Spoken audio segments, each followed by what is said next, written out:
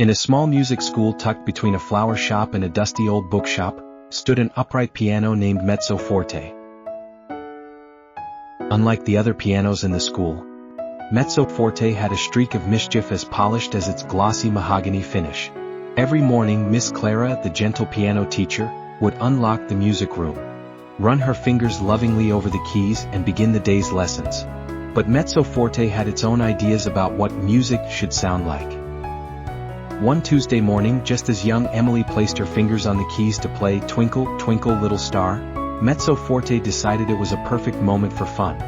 Instead of the sweet, simple melody, it burst out with a jarring clang, followed by a low, rumbling thrum. Emily jumped so high she nearly toppled off the bench. "Goodness!" Miss Clara exclaimed, tapping the top of the piano as though scolding a naughty child. "Behave yourself, Mezzo Forte." But Mezzo Forte only gave a faint plink in response, as if giggling quietly to itself. The piano's antics continued all week. During scales practice it would skip notes.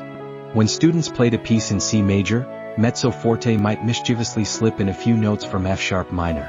If a student tried to rush through an exercise, Mezzo Forte would stubbornly play the notes late, almost as if it were sticking out its music tongue. Word of the naughty piano spread through the school.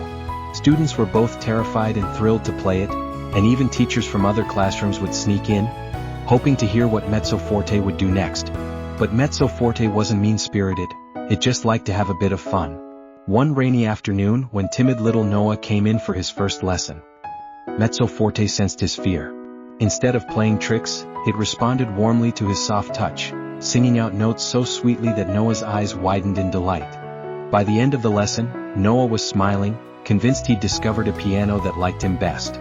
Miss Clara eventually came to understand that Mezzo Forte had a personality of its own, a heart that could sense when it was time for laughter and when it was time for kindness. Years later, when Mezzo Forte was older and some of its keys were worn, the students still loved it most of all. They'd share stories of the piano that sometimes played wrong notes on purpose, or made their boring exercises sound like jazz. And in the quiet of the music room, if you listen very closely, you might hear Mezzo Forte give a cheeky little plink as if to say, "Music should always have a bit of mischief."